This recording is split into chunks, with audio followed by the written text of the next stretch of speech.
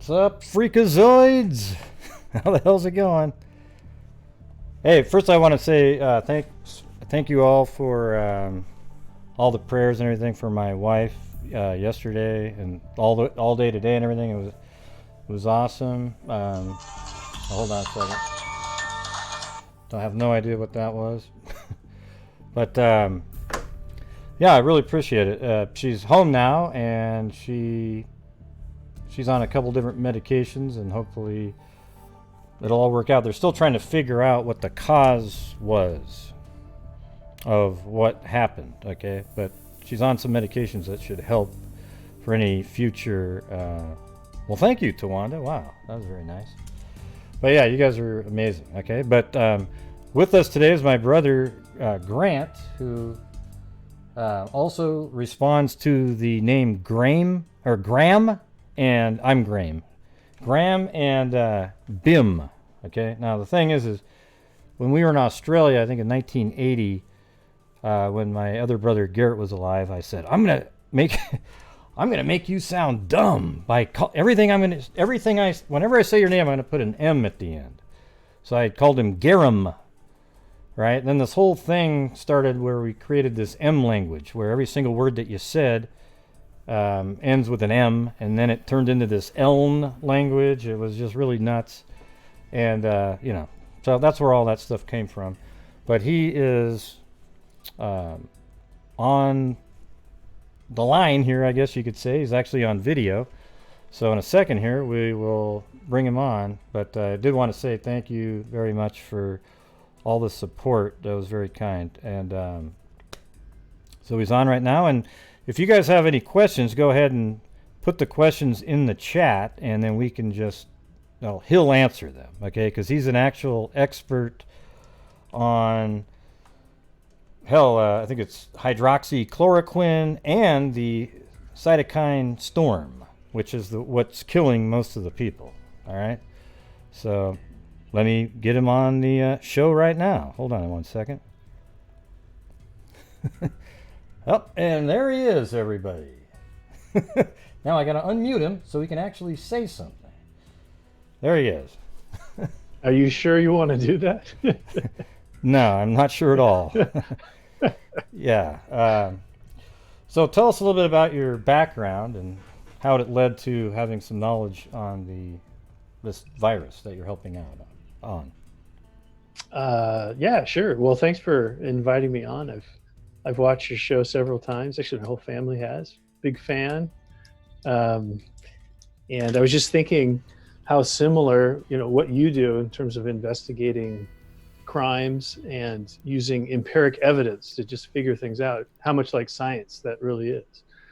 It's very similar to what, my background. So I got into medical sciences, way back when I was in high school, and I got really interested in science, and then through college got interested in molecular biology, and then went to med school and trained in internal medicine, which is a specialty of medicine that focuses on treating adults with medical diseases with medicines, basically. And I'll talk a little bit about my subspecialty in a minute, but I really got interested in immunology, so the immune system, how it works, how it doesn't work when things go wrong, how it causes autoimmune disease. And I had a laboratory for about 7 years, so I did a lot of basic science research, but now mostly do clinical care and teaching of physicians who are training in my subspecialty. And I see patients mostly at the University of Washington Medical Center, which you may have heard about in the news here and there, and at Harborview Medical Center, which is the county hospital in Seattle. And my subspecialty is rheumatology, which is we really focus on taking care of folks with autoimmune diseases that affect the joints or that are systemic. So rheumatoid arthritis, you may have heard about, or lupus, gout, conditions like that. And that's what a lot of my research has focused on in the past. And yes, I do prescribe hydroxychloroquine all the time. And I know a fair bit about it. And it's really come into the news a lot lately, obviously because of the COVID-19. and I'd be happy to talk more about it, debunk some myths about it, talk about the actual data behind it, if that would be helpful. Yeah. So the hydroxychloroquine, you always hear it kind of mentioned recently, was lupus. Is that where you normally are giving that out for patients like that, or? Yeah, that's one of the main indications. In fact, it's one of the FDA approvals of hydroxychloroquine is treating people with lupus, particularly the systemic form of lupus. And for folks who have that condition, which can be mild, can be life-threatening, this medicine is really important chronic therapy to help keep the disease under control and reduce complications of the disease. What does it do? Yeah. What does the drug do that actually helps them? Well, that's a great question. And actually, work with a group of scientists to actually study how these old anti-malarial drugs actually work in diseases like lupus, because nobody knew for decades how they work. So hydroxychloroquine is an old drug developed around World War II as a synthetic form of quinine, which is a natural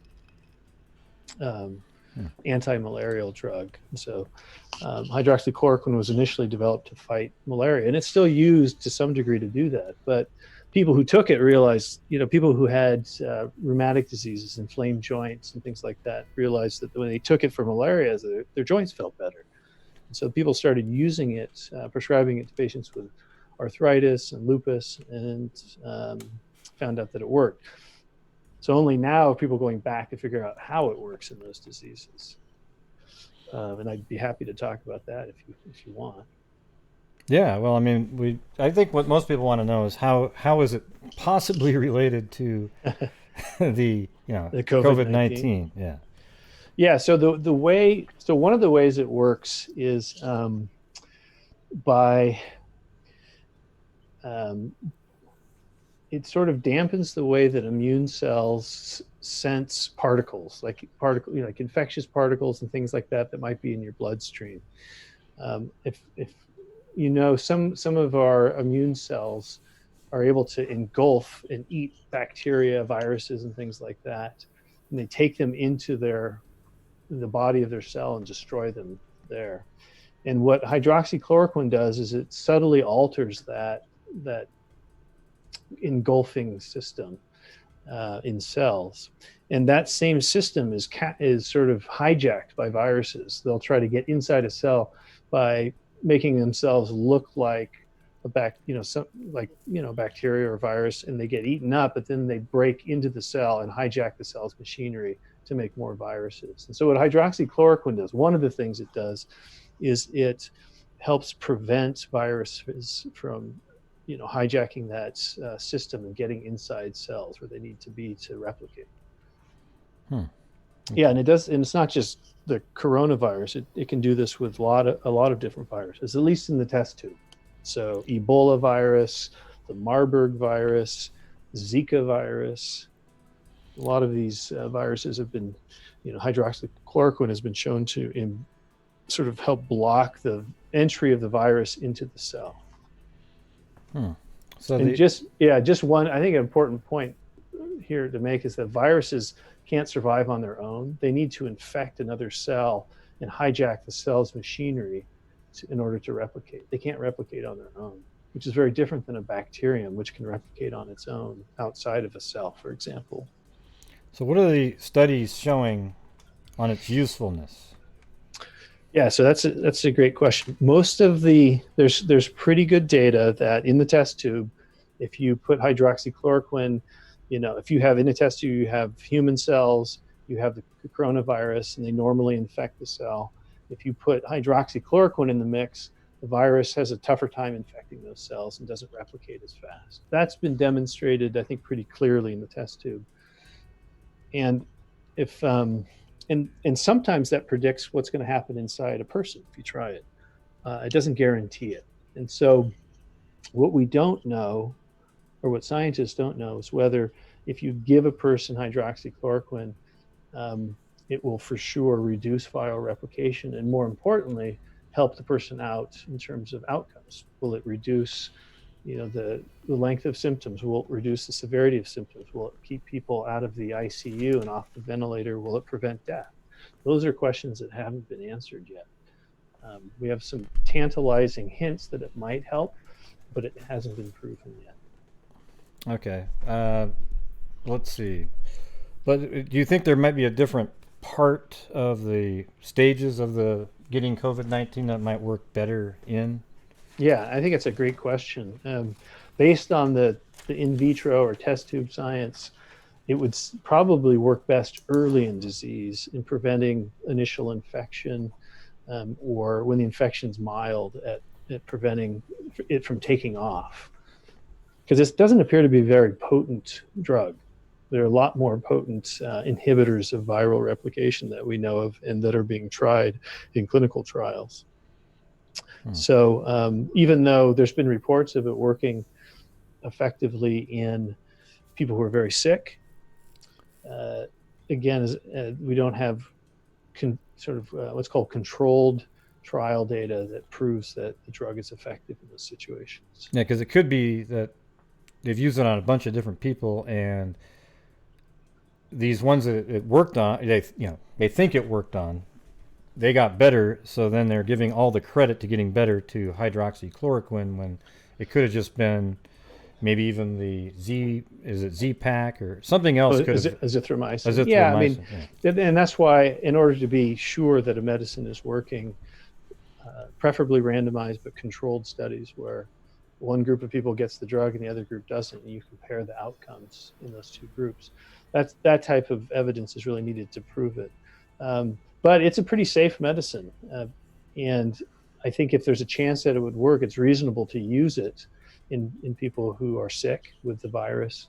And a lot of hospitals around the world are already doing this. And it's very reasonable to do that.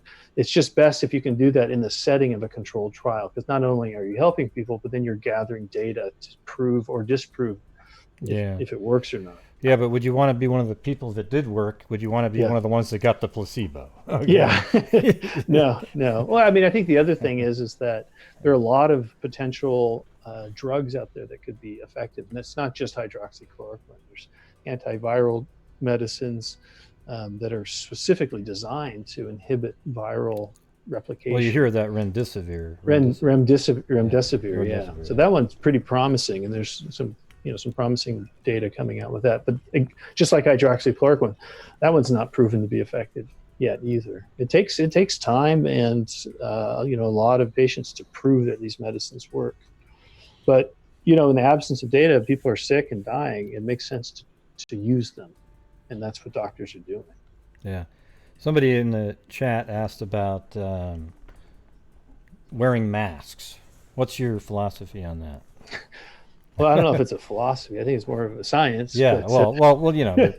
There's so many different people. It's incredible. Even the CDC, the Surgeon General, he comes up there and says, "Oh yeah, we don't recommend wearing masks." Blah blah blah. And then a month later, well, yeah, everybody should wear masks. And so I think So, and a lot of it has to do with how does coronavirus spread. So most of the evidence indicates that it spreads through respiratory droplets, and these are these relatively large droplets of liquid when you talk, cough, sing, run, breathe really hard.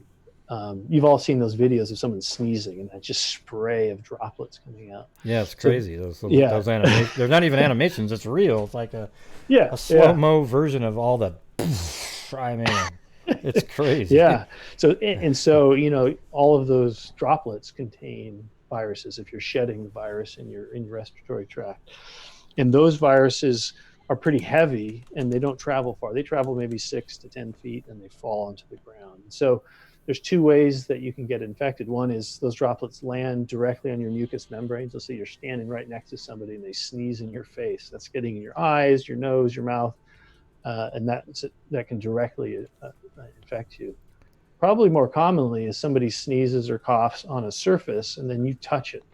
And then you touch one of your mucous membranes with your hands, and that's sort of an indirect infection. That's probably happens much more commonly. It sounds like washing your hands is such a huge deal. Yeah, and that's precisely why, because most of the infection is probably indirect. So somebody sneezes on something, you touch it, and then you rub your eye because it itches, you're infected now. So washing your hands helps break that cycle. What's hard to do is when your eye's really itchy, to wash your hand really quick, then go, oh God, it's like who has the time to do that, right? Well, you can always grab some, like a folded up paper towel or something that's clean and use that. But so getting back to the mask issue. So if the virus is spreading by droplets like that, wearing a mask is important, mostly for preventing, if you're wearing a mask, is to prevent you from spreading the virus to someone else. Right. It's not very good at protecting you from droplets. There's probably some minimal protection, but most of it is to block that spray from that video we talked about.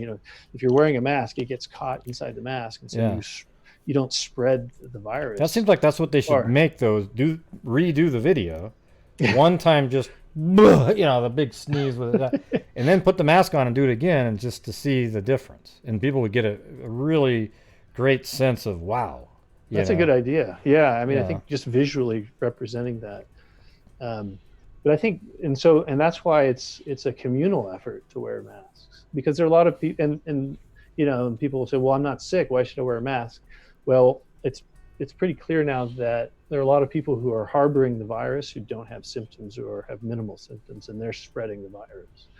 And so coupled with physical distancing or social distancing, general mask wearing can really cut down the infectivity. So in Washington State, where I live, the what's called the replicative number of the virus, which means if one person is infected, how many other people get infected? It was about 2.7 early on in March, and it's down to 1, probably less than 1 now. And that's almost certainly due to physical distancing and mask wearing and things like that. Yeah. Now, I was thinking about that physical distancing, the social distancing, and I was wondering if people would actually have done it. See, there's this weird thing, like society, they need something bad to happen before they really sort of do something. So it's kind of like if you had started doing a warning out there to do social distancing when there was no deaths, or maybe 1 death in the country, and only like 10 cases, I just don't feel like anybody would have actually, when I say anybody, most of society probably wouldn't have done it. They still would have went, well, come on, so they go to the bar, it's only when you start piling up deaths that people go, whoa. So basically, if this ever happens again, and you put out a social distancing warning, boom. Everybody is going to jump right to it because they realize I don't know if there's something to that, but it's sort of weird how that works like that, Like you have to have something bad to happen. Well, yeah, a pandemic and a virus is sort of abstract. If nobody is sick or you're not sick, and it's invisible, right?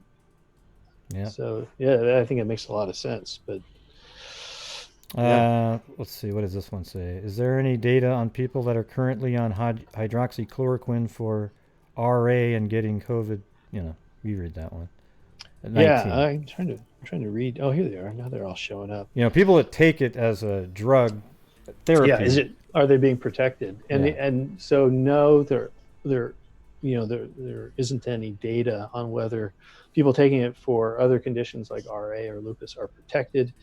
A lot of organizations, including the University of Washington, are gathering data on people with rheumatic conditions who develop COVID, but really answering that question is going to take a lot more of the testing and screening that's going on now, because you have to test people who have rheumatic conditions and people who are in similar situations who aren't taking hydroxychloroquine for rheumatic conditions to really know what what's called relative risk of getting infected is.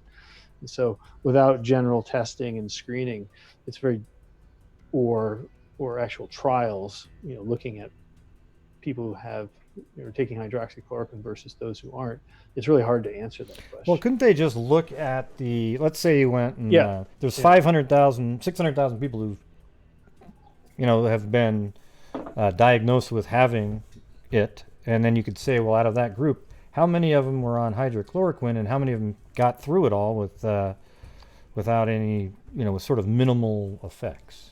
Yeah, so that's great. So that's what epidemiologists and population biologists ask. So it's a great way. You could say, all right, let's call up 1,000 people with rheumatoid arthritis on hydroxychloroquine, and then 1,000 people who have diabetes or something that aren't on hydroxychloroquine or something, similar ages, similar male and female, and just look at the rate of infection. Is the infection rate lower than expected in the hydroxychloroquine group or higher?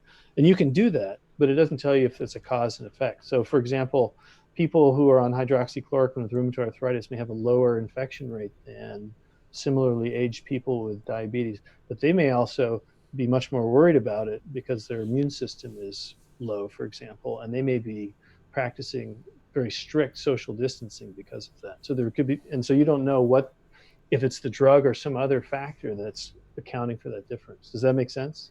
Yeah, but I mean, what if they yeah, got it though, but they didn't have?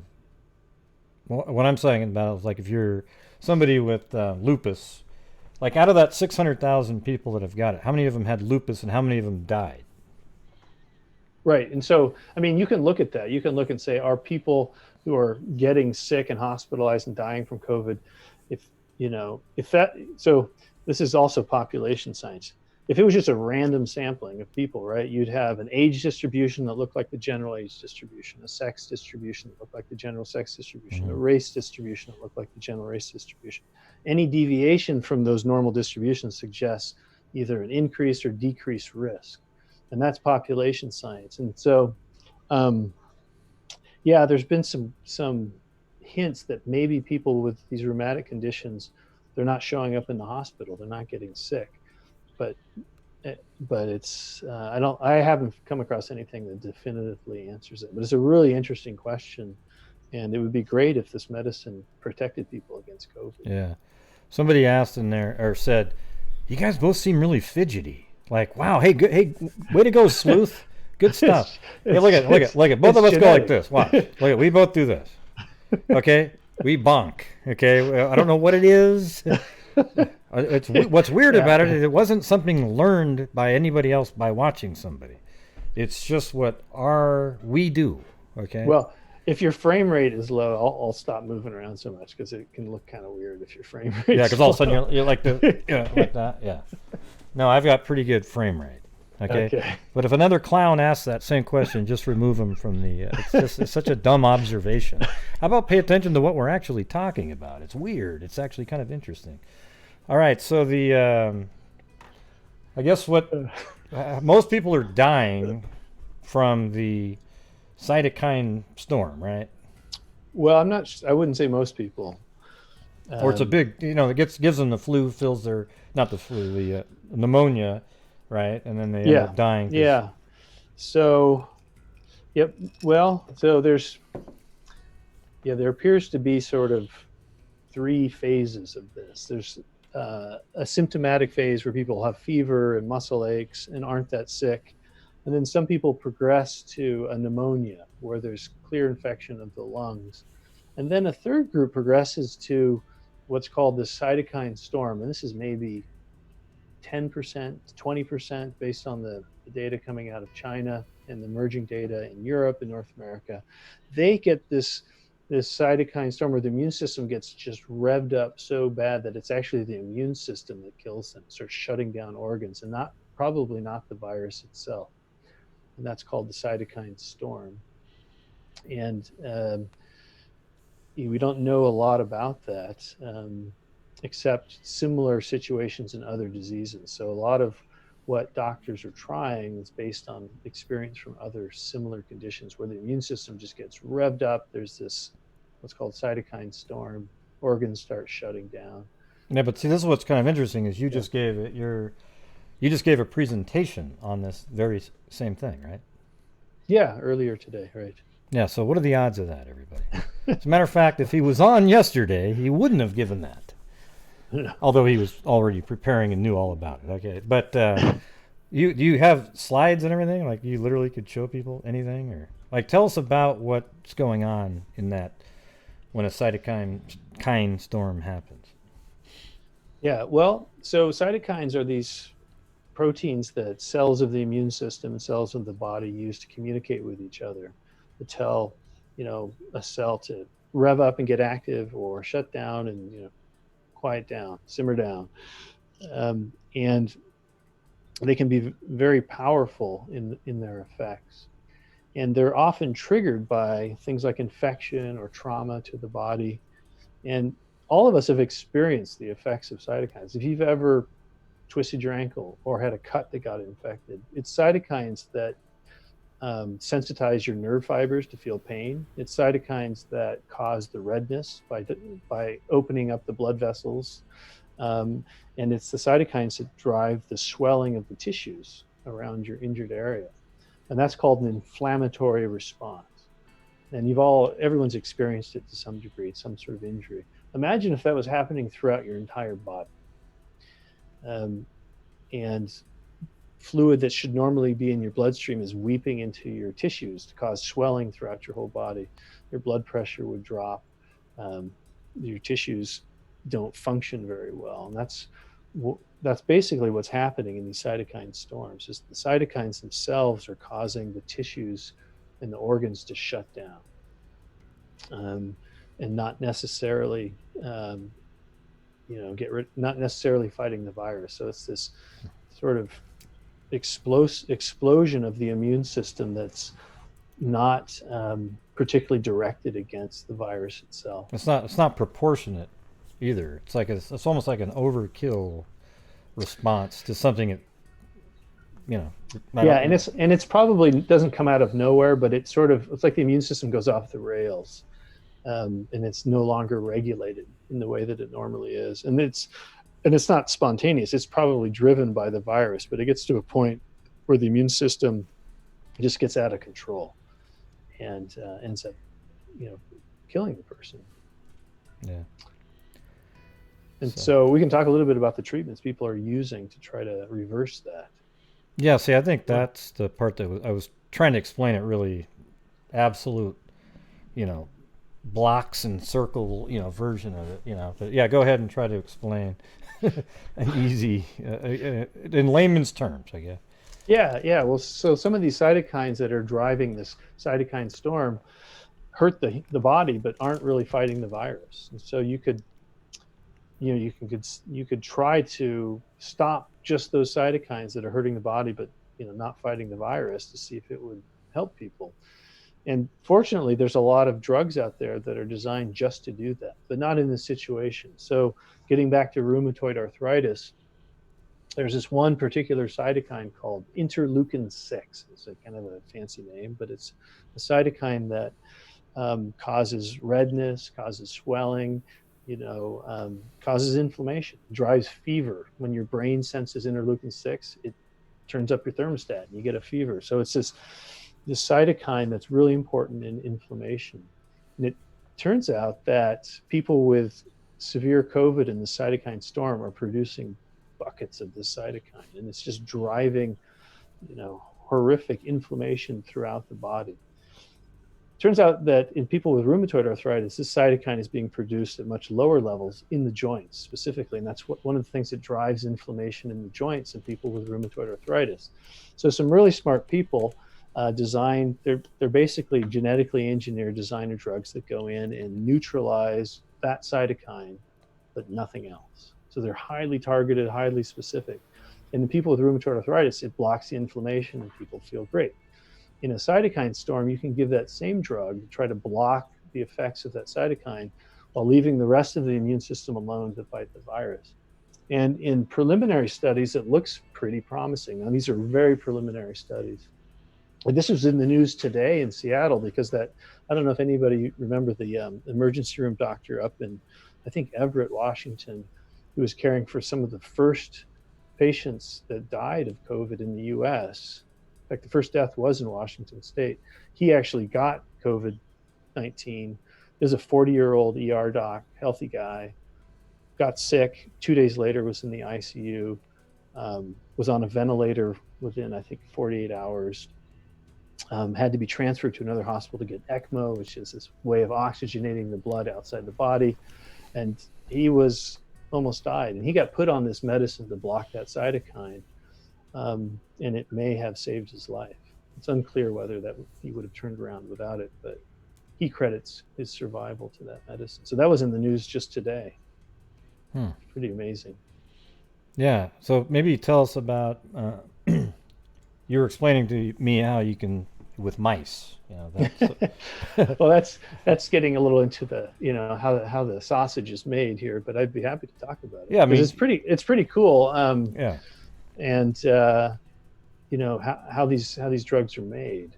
So let me start off with a simple statement. I mean, when anybody gets infected with a bacterium or even a virus, our body makes antibodies. These little proteins that can seek out and neutralize that particular virus, not any other virus, just the one we got exposed to, and that's called immunity. You know, many of us have been, got immunized against mumps or tetanus. We have antibodies that are in our body that are ready to latch on and neutralize that virus, but nothing else, and it protects us. That's what immunity is, right? It turns out that you can basically immunize a mouse, for example, with something like interleukin-6, like we talked about, this cytokine, and the mouse will then generate antibodies against that cytokine. And through sort of the magic of molecular engineering, you can take that antibody and put the genetic program into a cell, a bacteria, a yeast, something like that, and it'll just make that antibody. And now you're having, literally a vat of cells making this one antibody that neutralizes interleukin-6. That's a drug. And interleukin-6, though, there's no way for your own body to create an antibody for it. Humans, because it's yours, you know, because it's in us, right? So, right. So everybody's immune system has a way of preventing you from making antibodies against your own normal proteins. If we didn't have that, we would just be attacking our bodies. Everybody would have autoimmune disease, and we would all die. So you put interleukin-6 into a mouse who's never seen this before, and his body attacks it and creates antibodies. Right. And then you can sort of harness and purify those antibodies and make a drug. See, that's just so crazy, you know. And what's cool about it is that the human immune system, or the mammalian immune system, is so precise that antibody will only, latch on to interleukin-6 and no other protein in the human body. And once it latches on, it makes it so it doesn't work. I'm sorry, what? Well, obviously it's an antibody, so it actually attacks it and neutralizes it, right? Yeah, that's the main thing it does, is it neutralizes it. Yeah. Right. Somebody just asked, how long do you think COVID has been around? Around in the world, or well, it seems like locally? It started like in November somewhere, ish, maybe early December or something. But I don't know. Well, it's only been in human populations probably since November or December. So some of the molecular biology people here in Washington have actually been studying this and how the virus has been evolving and sort of working back the clock. But this appears to have jumped to humans from a species that still isn't quite clear, a reservoir species, but it's jumped to humans probably in November or December. So this is new to humans. This is why nobody has immunity to it. And nobody's going to be able to say if it's from people think it's from in a lab, that it just sort of doing, it's not like an absolutely nefarious thing. It would be somebody was working on it, then it jumped to them, then they got out in the population and it spread around. I mean, it's totally reasonable, but I mean, it doesn't really even matter, though, in a way. It's sort of like if it was at the wet market or... Well, yeah, I think I don't think there's any reason to invoke a conspiracy like that, because if everybody remembers the first SARS virus, SARS coronavirus 1, that almost certainly came from bats. That was a natural infection, and nobody's questioned that. And so this is very similar to that, just a related virus. Yeah. So. And Cairo did ask, he goes, is there anything about me? Crazy story. It's like, he did put $20 in for that one. He's a friend of mine. Cairo there, he travels around the country fixing cell towers. Oh, wow. But cool. So he's one of the people that it's a necessary job. It's kind of weird. It's like driving around in like ghost town. But he said, Dr. Hughes, is there any data on how many good or bad stories you could share with us about growing up with Gray? Yeah, nope, there isn't any. Oh man. He didn't actually tell you to tell a story. He just wanted to know if there was any data on it. Any So data. let's see. Anywhere? There's a lot of questions in there. Is it possible if people with fibromyalgia are higher risk? Oh, that's a great question. You know, obviously, we don't know who's at risk and who's not, but based on you know, what we understand about fibromyalgia, probably not. Even though people with fibromyalgia can have alterations in the immune system, they don't seem to be associated with increased risk of infection. So I think that's a reassuring thing for people suffering from fibromyalgia. Can the virus affect you more if you don't have a spleen? That's a wonderful question. So far, we don't know. People that don't have spleens are at very high risk for certain severe infections from certain types of bacteria. That was Tammy Sutherland, by the way. Okay. Yeah, particularly, like certain types of bacteria. But that doesn't seem to predispose to viral infection or worse viral infections that I know of. And I haven't heard anything specific about COVID-19. Let's see. Sheila, or Shali, whatever that, I can't even read it. Pink said, why is ivermectin having an effect on COVID, or is it just media BS? Ivermectin's an anti-helminth, so it's a parasite drug. And I haven't heard anything specific about it working, but so I couldn't answer that question. From a mechanism standpoint, I wouldn't expect it to work, but. Okay, Carolyn R. said, is it true type A blood is much more at risk versus other types? Wow, I haven't heard anything about blood types being a specific risk factor for COVID. So I can't answer that. I guess all this data is just being put into a database somewhere. Well, there's so much information being produced at I've never seen anything like this. The number of papers and public and studies that are coming out all at once, because the entire world's medical resources are just being poured into studying this virus and caring for people who are sick. It's amazing. Yeah, Andy actually, we have a stepbrother named Andy. He actually, that's what he does. He collects the data in Oregon anyway for his hospital. Oh, cool. So he has got some good information. I was asking about it. Let's see. What happened differently this time versus when SARS came out that made this strain spread so much more extensively? That's a great question. See, I have smart people in here, okay? That's what I'm talking about. I got smart people in here. I'm not a virologist, but my understanding is that there's some major differences in terms of the infectivity of the virus, so how easily it spreads from person to person.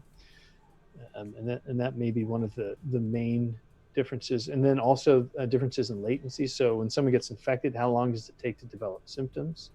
And then also the percentage of people who are carrying the virus without symptoms. And I think all three of those things are subtly different in this form of SARS-CoV-2 compared to SARS-CoV-1, that allowed it to spread much more rapidly and more widely than the first SARS virus.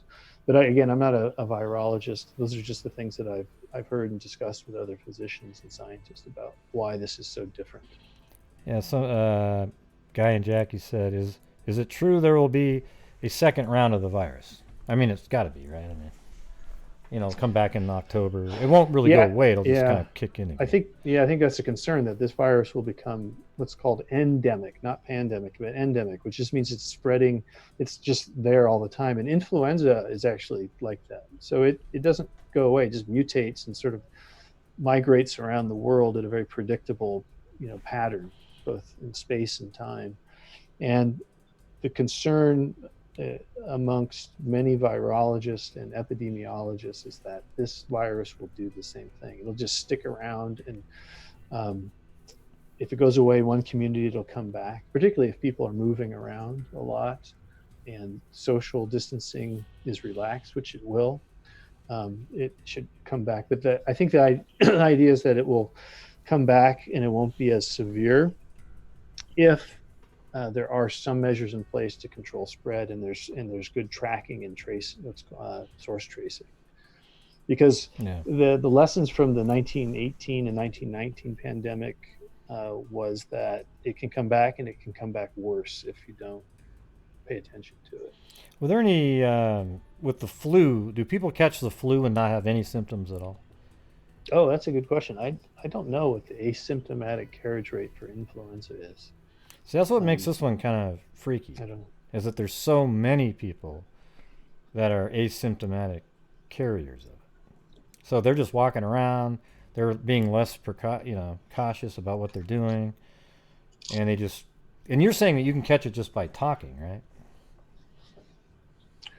Right. I mean, I think the things that produce droplets are, talking, singing, laughing, coughing, sneezing. But just talking, it doesn't. When people talk, they don't.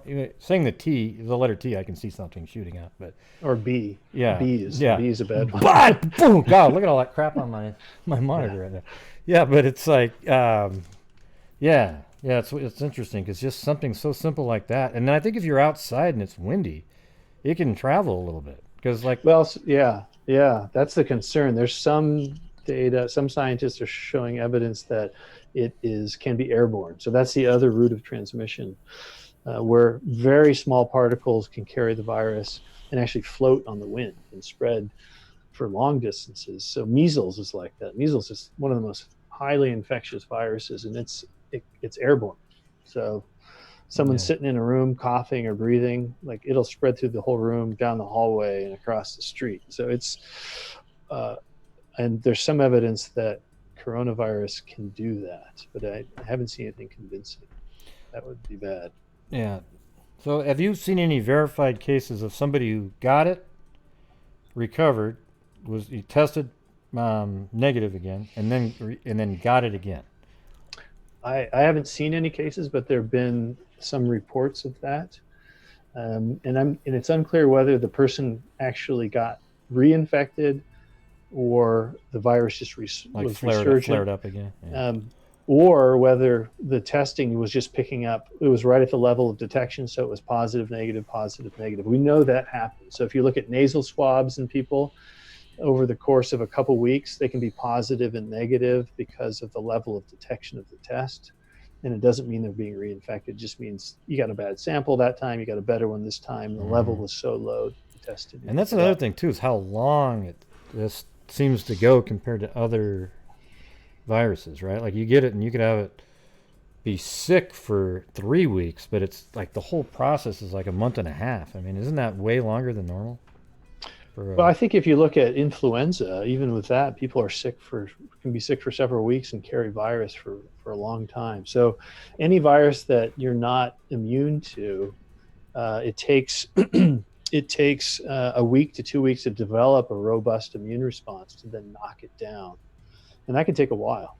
So I don't think it's that surprising that people have virus for several weeks, even up to a month, for a virus that they have no immunity against.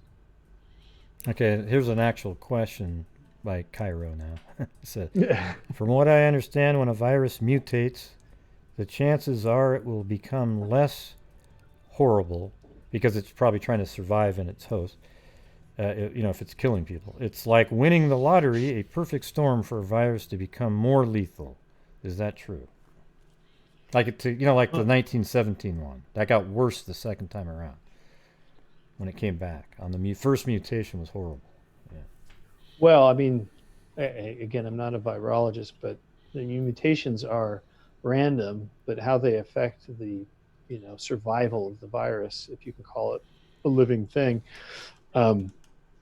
things that make it more virulent and more deadly will favor its survival the more it replicates, right? So I think, but the good thing about COVID-19, at least based on preliminary studies, is that it's not mutating that quickly, which is critical, because if it mutates quickly, it's difficult to make a vaccine. You can't pin it down. And that's why the influenza vaccines have to be remade every year, trying to predict what the virus is going to look like. And some years they work well, and some years they don't, because that thing's mutating very rapidly. This virus does not appear to be mutating rapidly, which is a very good thing. But wouldn't the virus want to mutate to a form that doesn't kill the host?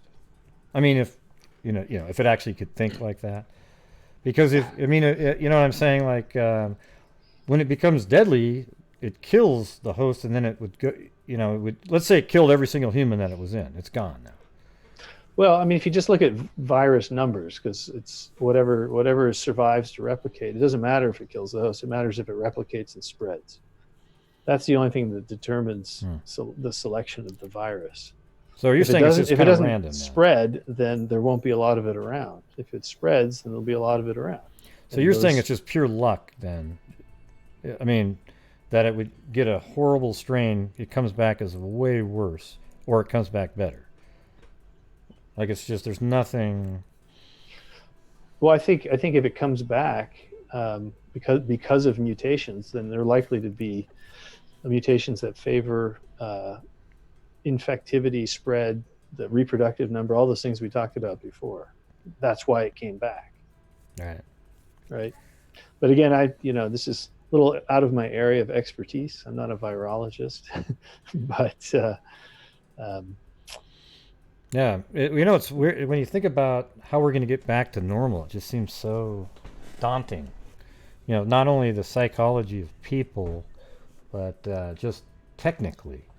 It's almost, you can't start going back to work when the virus is at its peak and it's starting to go down a little bit. Oh, here we go. Yep.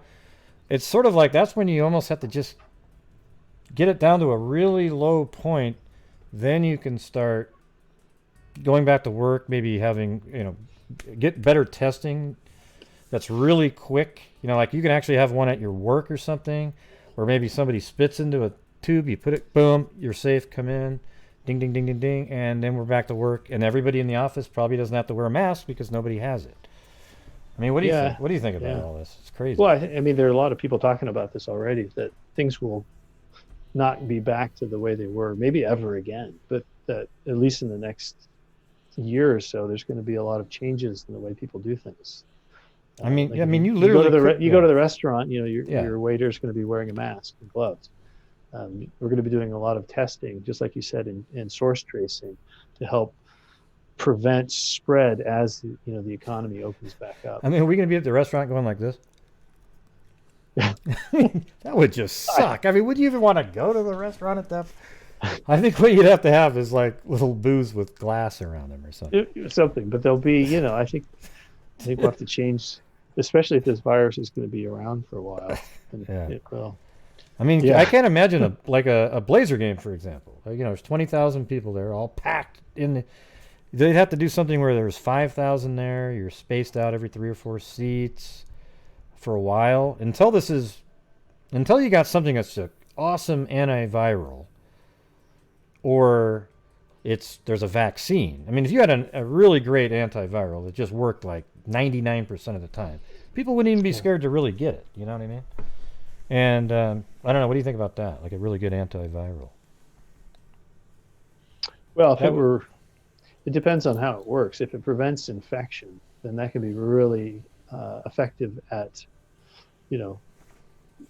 preventing spread, especially in conjunction with a vaccine. But a vaccine is really the answer here, because if everybody's immune, the virus won't spread and it will cease to exist. I guess what I sort of I wasn't meaning antiviral. Oh, okay. Like a therapy, like a antibody treatment that just worked 99% of the time. Like if you got it, boom, you're very likely not going to die. Something like that would help a lot mentally for everybody. Yeah, I think so. And I think it's one of the reasons people are really hopeful about these medicines that are being tried. All right. Well, the prophylactic, I mean, that's what a vaccine kind of really is too. But I know whenever they say prophylactic, they're thinking, well, how does hydroxychloroquine, if you just take that over and over, there might be something else that people can take so that you don't get it. But I'm sure they're inventing stuff like that as we go, right? You see any good questions? Yeah, I'm just looking at some of the questions. There are a lot of people asking about what they should do with their medicines and all that. And obviously, I'm not going to, I don't think it's appropriate to provide specific advice. But if you're on medicines that suppress your immune system, just give your doctor or prescribing provider a call. A lot of people are staying on their medicines that suppress their immune system while practicing, pretty strict social distancing, because well, for a lot of people, if you stop a medicine that suppresses, you're taking that medicine for a reason. If you stop it, you could get sick, and then you're gonna, which is not good, and then you're gonna need to go into the hospital, which is a high risk situation. So, but that conversation is best between you and your prescribing provider. And there's a lot of good guidelines out now, for people who have things like Crohn's disease and lupus and rheumatoid arthritis and MS, cancer, or on chemotherapy, on what to do with their medicines. So always check with your prescribing provider. Yeah, that sounded just like some public service announcement, or like at the end of an ad on TV for. He just needed to roll off a little bit more. Oh, it doesn't have. Yeah. Look at right here. Somebody said, Dr. Hughes, do you know if people who get chronic kidney bladder infections are at a higher risk? Yeah, I don't know, but I think that we do know who appears to be at high risk for getting sick, and that's, we're seeing that here in the U.S. and it's pretty sad. People with chronic diseases, particularly high blood pressure, chronic lung disease, and some chronic kidney disease as well, are at risk for getting severe COVID. Hey, hold on. Hey, Lee, somebody named Lee Sandy said, Dr. Hughes, can you address my question, please, sir, about prone position? Well, it would have been nice, Sandy, or Lee, if you had just typed it in again, because then I would have been able to read it. But unfortunately, I don't even know what that means at this point. Take a guess. What does that mean about prone position? Like, I think it's the prone ventilation. For the ventilation, yeah. So this is an old technique that was used. It's been used for decades now, about turning someone on their stomach to ventilate them, because for lack of a better explanation, when people are on their back, sometimes the fluid collects in the back of the lungs, and if the lungs are full of fluid, they can't exchange gases. So if you roll them over and try to aerate the lung at the front, the front of the body, you can get better oxygenation. It hasn't. I think people are trying it, and it's been tried in the past with variable success in similar situations. That just shows you the how sick people are, and doctors are pulling out all stops, using the ECMO machine, prone ventilation, trying to treat for cytokine storm. People are really sick. Yeah. Well, I saw that actually on that documentary Pandemic on Netflix. Did you ever watch that one? I mean, it's weird how it came out just like right around the same time as all this. Yeah, no, it was really good. Yeah, it talked about all the people on the front lines that go out to the caves, collect bats, and see what kind of viruses they have. And I mean, they even had a whole thing on bats. It was kind of eerie, really. Well, bats they're a major reservoir for viruses, particularly that are called the beta coronaviruses, which is what both of the SARS viruses are. Somebody mentioned, somebody's talking about zinc in there. Yeah, I've seen. Yeah, I don't know. That's been part of the regimen with hydroxychloroquine. I don't know much. I haven't seen data on how. Yeah, I think it's just better to do another one of those on something like that. One of the ads. Well, I'm not telling you. Yeah, because here's the thing: is listen. As soon as anybody says, "Yeah, zinc's good," they'll go out and buy a bucket of it, and then make shakes of zinc. Okay, and like the idiot who did the fish tank cleaner because it said chloroquine on it. Okay, I'm sorry that didn't work out well for that person, but it's very similar to the guy that sat on the lawn chair with about 1,000 balloons and flew up in the air. Yeah, I mean, it's kind of like, what are you doing? I mean, it was freaking fish tank cleaner. I know we're getting close to that hour, but you want to answer any? Can you answer any more? Or?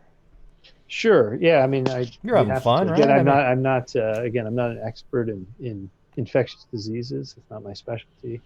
But I've been fortunate enough to work with some brilliant people at the University of Washington, virologists, epidemiologists, infectious diseases docs, been helping as I can, and lending my I specific think it's knowledge in amazing. rheumatology to the Well, it's effort. amazing because I wouldn't even have thought that, but it's like your expertise as a rheumatologist nicely overlaps what they're doing, you know. Yeah, I think so. I mean, I think we use a lot of medicines that control and manipulate the immune system to to help people, and so we have a lot of experience with these medicines, particularly hydroxychloroquine. It's mostly prescribed by rheumatologists. Yeah. Let's see. Once, how does the medical community feel about Dr. Fauci? Well, he's a legend. I mean, this guy was, right there in the trenches during the HIV epidemic in the 80s. And was really one of the leaders in rational science and identifying the cause and coming up with therapies there. And he's also a rheumatologist, by the way. And he's been a voice of reason and leadership for decades in the medical community. So I think he's generally revered amongst physicians. He seems like he's, just listening to him, he seems pretty brilliant. He's not some hack that they, So as far as putting him on that team, it was, it wasn't stupid. All right. Yeah. What else? What else is something out there? I'm just. We could talk about something else too. I mean. Yeah, like what? Or we could. Well, I mean, they want some stories about you. Maybe I could tell. Oh boy. Well, tell one. If you tell one, make sure it's true. Okay. I like fishing stories. Well, tell them something. Basketball stories. Yeah, tell them a basketball one. So Gray is probably the best long distance 3-point shooter that I know. Oh yeah. Yeah. I didn't tell him to say that. No, I've played with a lot of people. Just can bury a shot from 60 feet. No, it was weird. I tell people, like, I used to shoot 3-pointers from literally, 10, 15 feet behind the NBA 3-point line and make them all the time in games. Yeah, it was great. He'd be dribbling the ball up like a point guard and just sort of come across midcourt and just shoot it and just walk it. Yeah. And then turn around and go back to the other. Yeah, and then what was cool about it is the other guy would, well, the next time I do it, I'd pretend I was going to do that, and man, it's like a 4-on-5 from half court because he just flew by me. It was awesome. We always had so much fun because you didn't play for a long time until, like, you got back to, when I went to Oregon State, really. And then you started playing. Remember, we would just fast break the hell out of everybody? God, yeah, it was so fun. Good times. Yeah. At Dixon Recreation Center. I remember, here's Grant. Grant's probably way more famous than I am, though. I mean, everybody knew that I could shoot and all that kind of stuff. But one time I was on the second court. He was on the main one with all the college players and everything. And Grant's 6'4". I'm only 5'11". So they're over there, and what the hell was there? I was just watching, and it was like game point, and they throw it up, and Grant goes up with 2 hands and dunks it on all these people. It's like he had people hanging on your arms. I don't even know what happened right there. Like, it was just crazy. So then then all of a sudden we go out to this bar later in the night, and just all the brothers are coming up going, damn, man, God, he was a freaking legend or something. I'm not sure what happened.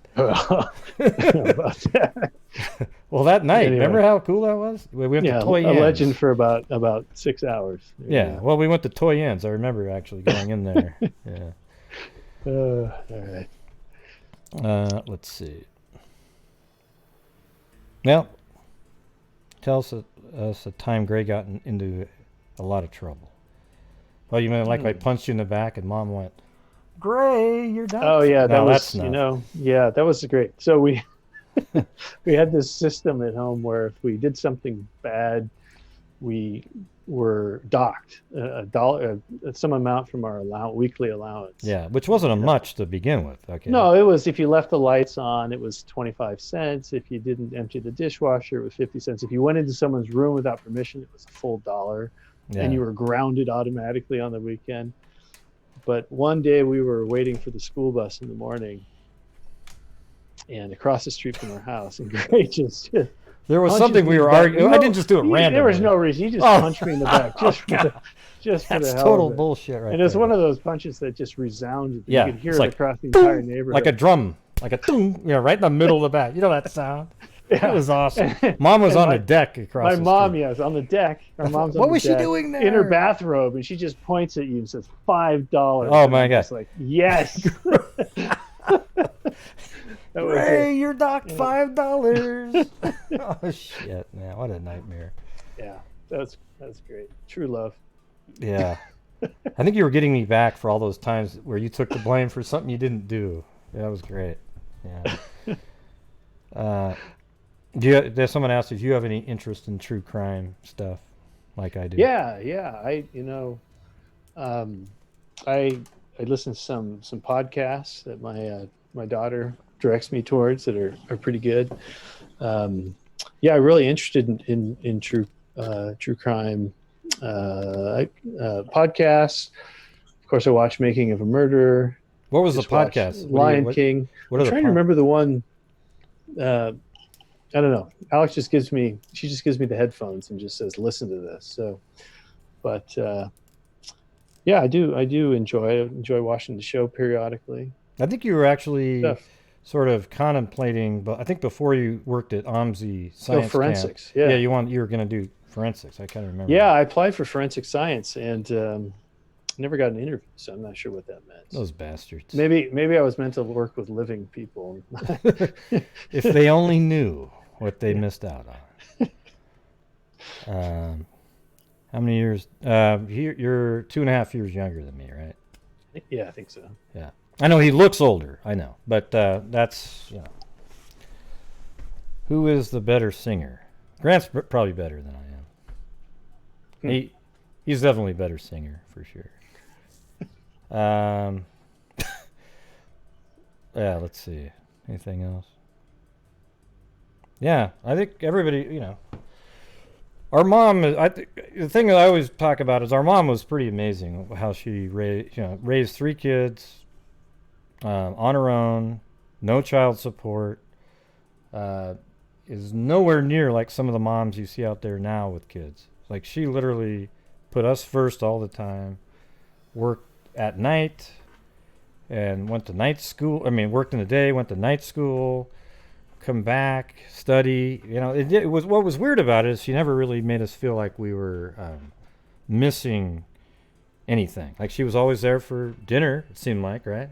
It was kind of weird how she was able to make it seem like she wasn't gone, but she was always working really hard. Didn't sleep. No, didn't sleep. But she got us all to go to a camp each summer for 3 weeks, and that was her Calgon moment where she just, thank you. I have a moment to relax. Have you from the China guy about the coronavirus? Yeah, well, I've told him about that. There's a guy that lived in China, speaks Chinese, can read Chinese, and he followed what was going on in China really closely because before the virus got out, he saw that there was an ad for a position over at an actual, and that's the same place where that lady, I think, went missing from. That she just kind of disappeared, basically. But anyways, you might want to take. I don't know. You probably don't have time to watch those videos, but I could send you one of them. They're pretty interesting, though. These guys. But anyways. Yeah. All right. Well, any last little bits of advice? Yeah. What would you say to stay safe? What do you need to do? Well, I think we've all been hearing this on TV. Listen to your local health officials. Do the public social distancing. Wash your hands. And I agree with the CDC recommendations about wearing masks in public. I think it's pretty helpful. I just broke out the sewing machine and made 4 last weekend. So yes, Grant can sew. Wow. Yeah, that's pretty cool. So, and that, I think it's also important to remember people who are suffering because of the not because of the virus itself, but because of all the social distancing, people who are out of work, can't, are difficulty paying bills. I think it's really important to remember those folks, along with the people who are sick and the healthcare frontline healthcare providers and the scientists as well. Yeah. And we need to help each other to get through this. Yeah, that was something. One thing just about what you were just saying. Wouldn't it have Mark, the guy that owns the Mavericks? Can't remember. Oh, Mark Cuban. Yeah, he had such a great idea. He said, "Why don't they just extend overdraft protection, and the government pays that for all these companies, and they're just immediately able to start writing their checks." I mean, it's just such a great idea. It's like you wouldn't have had to do this whole government thing where you have to do something and then write checks, and some people aren't going to get them. You would just keep working. Companies are allowed to keep writing their checks during this time, and the government just covers that overdraft amount. Doesn't that make sense, kind of? I mean, it's just like, God, that was easy. Yeah. But anyways, that was what he just said right there at the end is what he was telling you guys to do, damn it. Wear your mask, social distancing, listen to your local officials. Wash your hands is the key to everything. Literally, just walk around with gloves on that have sanitizer in them. Okay? I'm just kidding. Don't do that, because then you'd have to take your glove off and then, But anyways, all right. Well, thank you for coming on. Maybe we could do it again sometime on something else. Yeah, it'd be fun. It looked like everybody had a good time. Yeah, well, thanks for having me on, and stay well, everyone. Yeah, and I'm going to cut over to a different screen. So, okay. Hasta la vista. Have a good one. I'm going to stay on for a while, but have a good one. All right. All right, you too. Thanks. Thank you.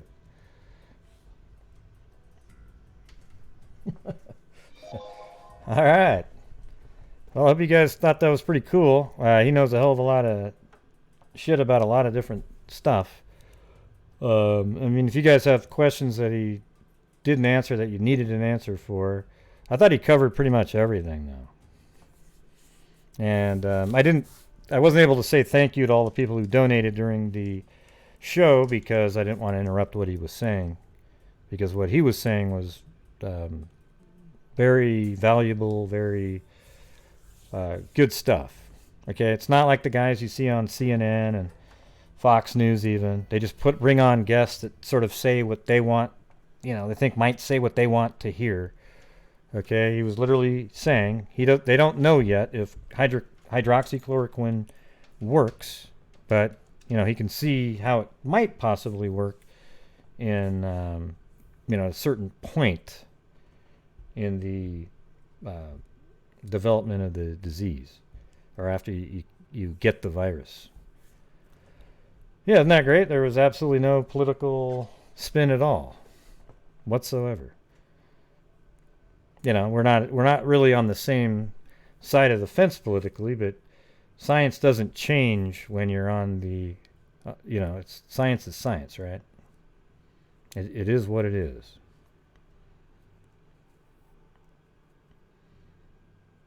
Yeah, no problem.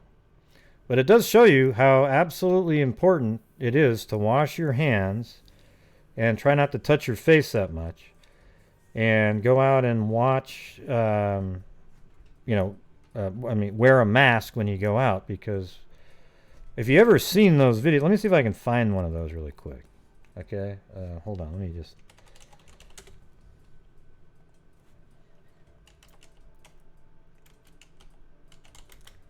Let's see.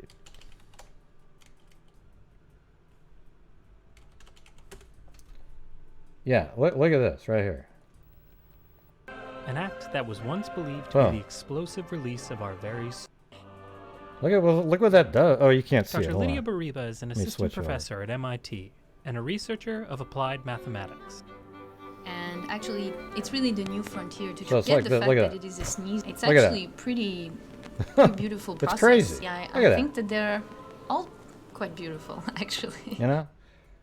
So wouldn't it be cool to do that same one, but somebody's wearing a mask, and then you show it right after the other one? Okay? Wouldn't that be pretty cool? Just to show it right after that, to show people what the effect of them wearing a mask will actually do. And here's something I thought was a little odd, though. Today I went to the pharmacist to get the medicines for my wife. Oh, and by the way, it turned out they did an MRA. Oh, not an MRA. CTA. Okay, and they were able to look at all the vessels and stuff, and she'd had like a minor stroke before. Like, they don't know how long back or whatever. And then there was even a small, tiny stroke. It wasn't a TIA. It was a tiny stroke that affected her hand, and now her hand's all better now. Okay, so she's doing a hell of a lot better. But they still don't know what the cause was, so they're still investigating that. But they've put her on some different medications at this point. So when I was over getting the medication, what was weird is when I was in the Rite Aid, every single customer had a mask on, except not one person working in the pharmacy had one on, nor did the person behind the front, the cashier in the regular section. That seems kind of weird. Like, wouldn't you think that all of the people in the pharmacy would at least have a mask on of some sort? Really crazy. Yeah, I think she's doing a lot better. She doesn't feel any differently, Denise. Yeah, I actually had I had an N95 mask on in there, glasses. Shit, I looked like I was probably going to rob the place, to be honest with you. But yeah, I'm actually, I'm really proud of my brother, by the way. Yeah, I mean, he's just like one of those geniuses out there that exist. But wasn't it cool? I didn't prompt him, but he literally, I always try to tell people how when I used to play basketball, when I was a kid, I used to shoot, like even when I was like 5, 10, 11, 12, 13, 14, just bombs, and after a while they became so easy for me. It was just like I could easily, with no effort, shoot a 30-footer, no problem at all. And then it was just, here's something that I did one time. Is one time I made 7 out of 10 from half court. I took 10 shots, made 7. Let's see. Thanks so much for putting the... Yeah. Well, the thing is he couldn't do it last night, so today I just said, hey, you want to do it again? And there wasn't really any planning or anything like that. We just... I just said, hey, we'll just start talking about it, because that's really the best way to do it. When things are too structured, it's not as interesting, I don't think. I don't know. Sometimes it is, sometimes it isn't. Yeah, wearing a mask is really to protect the other person. Okay? Now, if everybody had N95 masks, then it would protect themselves and other people. That's why I think that if there's another pandemic, maybe everybody during all these years, who knows, try to get like 10 or 15 N95 masks over the years and just put them into and then learn how to clean them, and then you'll just have them ready to go.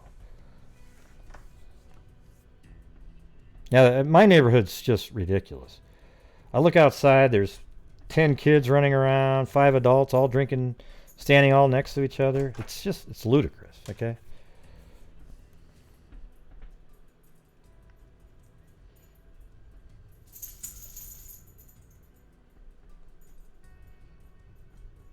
Yeah, you don't need a...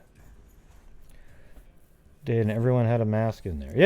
Yeah, they do at the hospital. I don't know why, like at the pharmacy, you wouldn't have one. I noticed they do all have the plexiglass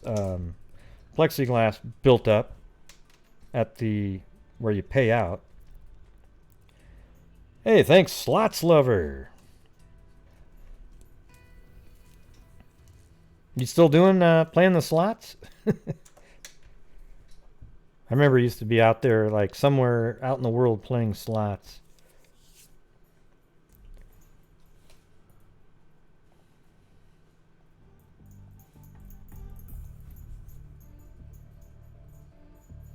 Yeah, well, that's the problem, is people that hoarded them.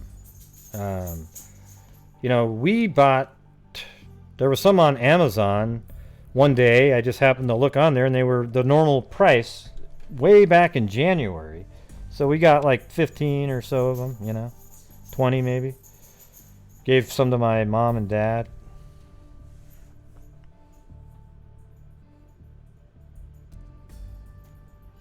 Yeah, that's probably true there, Wendy. One of the questions I was going to ask was how, let's see. There's a lot of people out there that are saying, oh, a lot of the flu people are being added in, or they would have died from something else. Let's go. Most of these people would not have died if they didn't have, 99% wouldn't have died if they didn't have the COVID-19, okay? So you might say, well, how many people would die in New York on a regular basis during a certain month? And maybe you take that number, and you know, I mean, they're keeping track of it all. Don't listen to all the bullshit propaganda out there. There's a lot of it. Okay, everybody's trying to make it seem like something else. The distancing, stay-at-home orders have really made a huge difference. There really would have been hundreds and thousands of deaths, and maybe even millions if we just let it run rampant. You know, just, oh yeah, go ahead, just run its course.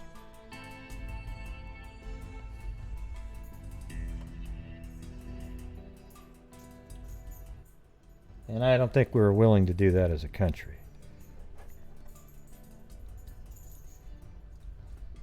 Yeah. Well, he's pretty busy doing his regular work. I don't know if he'd really want to do a YouTube channel. But he could, you know, why not? Yep. It's all being tracked. My brother actually takes what Jamie encodes and puts it all into the... He's the data... I don't even know what level, what you call him, but the procurement person, you know, whatever. He knows all of the data, looks at it, gives it to people, design the structure to, and that's just in the system that he works.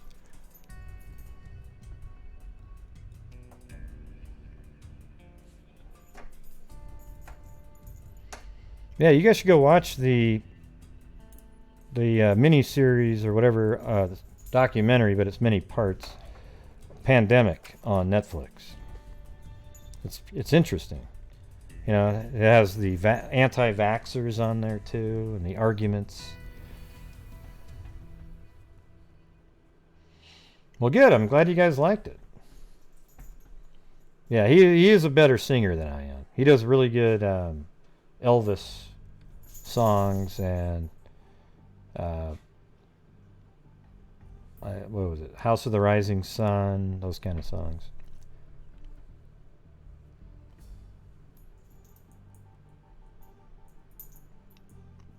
Who's Garrett? Is there somebody in there? Oh. Alright. That was my brother's name that died.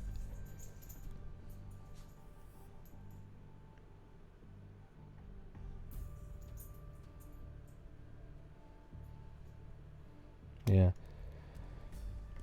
See, I don't have any problem with people who went and bought masks before all this, or just at the beginning of it because they were smart enough to go buy some, as long as they didn't buy a ludicrous, like 100 masks or 500 masks, you know, something like that. I don't have a problem with it. They were just being normal, but the people who went out and bought thousands of them because they were wanting to then resell them to people. I mean, that is just... It's disgusting, really. Yeah, no. The coolest part was what he was talking about was that the cytokine storm, you know, what did he call that? The Luca 6 or whatever the hell it was? Leukocyte 6 or... You know, they maybe turn that off and then your body won't overfight the virus, creating the, you know, massive fluid buildup in your lungs from your body fighting too hard, basically, right? You know, and since we already have that in our system, that molecule, our body isn't, there's no way for the body to, you know, just to sort of turn a switch on yet anyways. Maybe in the future they'll have something like that, a generic antibody that you can then just, calibrate for anything. Okay, but maybe that's sort of what they're talking about with the so anyways, you take that molecule or whatever, put it into a mouse, and then that mouse doesn't recognize it, so its body will reject it and create antibodies for it. Then you take those antibodies out, put those into I guess, I don't know what he said, like something like re-engineer a cell or whatever the hell it was, and then you can reproduce it in a vat and create just buckets of it, and then you just give it to people and that are sick, certain doses. I'm sure they'd have to test it out to figure out how much you give people based on their weight, and then you give it to them, and then it reduces their slow that leukocyte 6 or whatever. I can't remember what he called it, but it was something like that.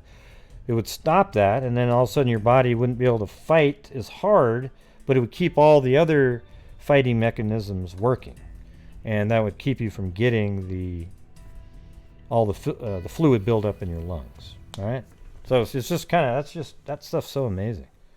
Yeah, you missed everything, Running Fox. Yeah, if you just got here, yes, you missed it all, but you can go back and watch it.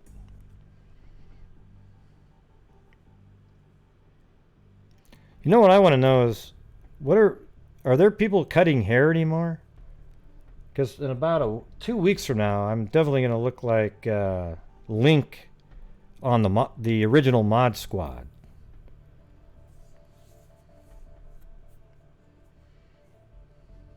Yeah, she did. She got released. Yep.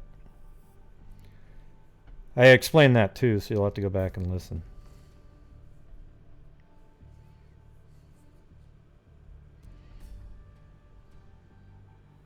I know. I would hate to be somebody who cuts hair. All the people that sit in front of you, especially like at a Supercuts,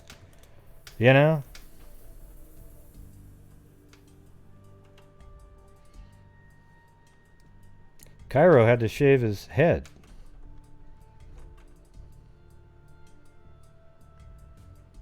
Yeah, it was pretty interesting. Maybe if we come up with a whole list of questions he didn't answer, maybe he'd come back on again at some point, and I could give them to him in advance. He could do like a bi-weekly coronavirus update with Grant Hughes, the legend, in his own mind. Oops, what the hell happened?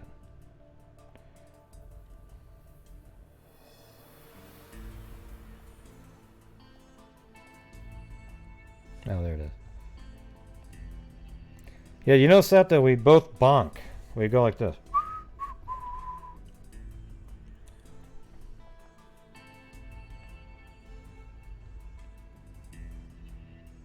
Yeah.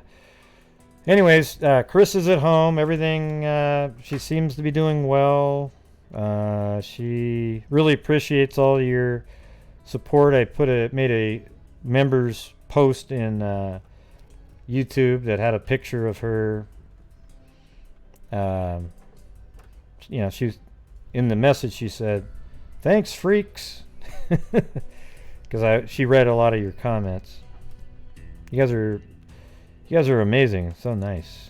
I was just like, I'm so lucky to have you guys as my the freak family, I guess is what I was trying to say there.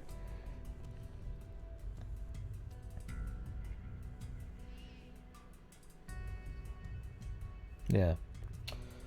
So I think that's going to be it. But tomorrow I'll get back to the. And I did wash my hands. That's why I can go like this. Okay. I'll get back to some crime stuff, but I wanted to. Last night I really just wanted to update you guys, and you guys were ridiculous. I mean, all those donations for. I was just on there I was only on for 45 minutes, for God's sakes. Anyways, thank you guys very much. And then tonight was what the show yesterday was supposed to be.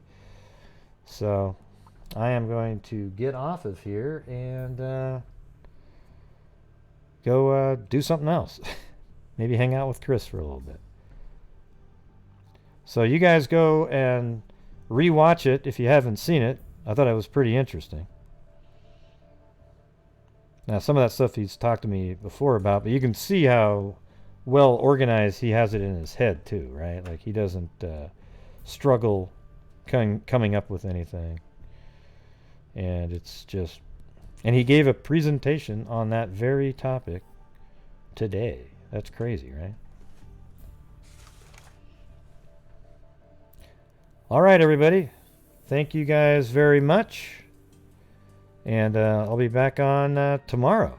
All right? So, anyway, well, hold on. I'm not going to... Hold on. I don't want to forget everybody tonight. I wasn't able to thank everybody last night because I just... But thank everybody who donated last night. I really appreciate it. And then tonight, I wasn't even able to pay attention during the show very much. I saw them come in, but Tawanda, Mac 11, Crystal, a.k.a. Beaver Gaming sub Crystal. And then, let's see, Deb E, Guy and Jackie, Andrea Ruggiero, Andrea Ruggiero Drum. I almost screwed up again. Okay, Guy and Jackie again. Chasing Truth. She's got a YouTube channel. Sherlock Hemlock. Linda Howell. Shogun Love. Andrea Ruggiero Drum again. She said, "You are amazing." BBT Boston. Cairo, Curious Georgia, Guy and Jackie, Brandy Alexander, Cairo again. I know Cairo was also on PayPal. Hold on, let me check something.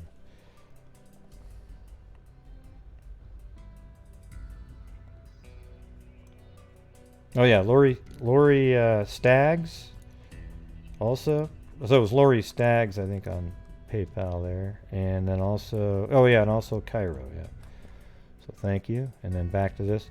BBT Boston, Jennifer Parker, Soul for Music 79, Stormy Raw, Miss Skiss, Guy and Jackie, Andrea Ruggiero Drum again, thank you. Curious Georgia, Meredith McKenzie, Cairo, Lanky Tor, Guy and Jackie, Sabrina Rodriguez, Slots Lover, and Kim F. Sharp. Yeah, maybe I'll go to Starbucks tomorrow because that's still open in the grocery store. I'll get Chris or let's see, it's what is it? White chocolate mocha, non-fat grande, no whipped cream. Okay, there you go. Yeah, it took forever. That was like ridiculous. Anyways, thank you guys very much. I really appreciate it. And then tomorrow we'll get back to the boring old crime stuff. You know, last couple of days have been really, it kind of puts things in perspective a little bit, you know. I mean, crime can never really be boring, but it also makes you realize, like, wow, you know, I didn't really even think about it. Although I was on a Facebook page today for the Lori Vallow case, and I showed people where the location of the image at Yellowstone Park was, and they were, "No, you're at the wrong place, man. That's over it." And I go, no. That is 100% accurate. And they go, "Can't we just agree to disagree?" And I said, no, we can't, because 1 + 1 does equal 2. Okay?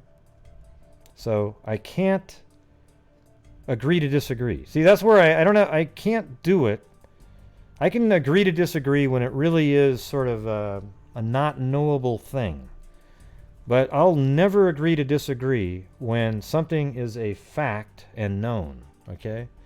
And everybody should do that. Whenever somebody says, well, let's agree to disagree, don't let them do it when it's something that's known and true.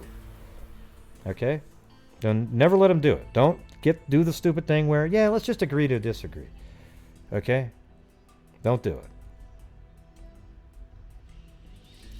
All right. So that is it, everybody. Thank you for showing up tonight. And as I always say, everybody, until next time, be safe out there. 2, 3, 4.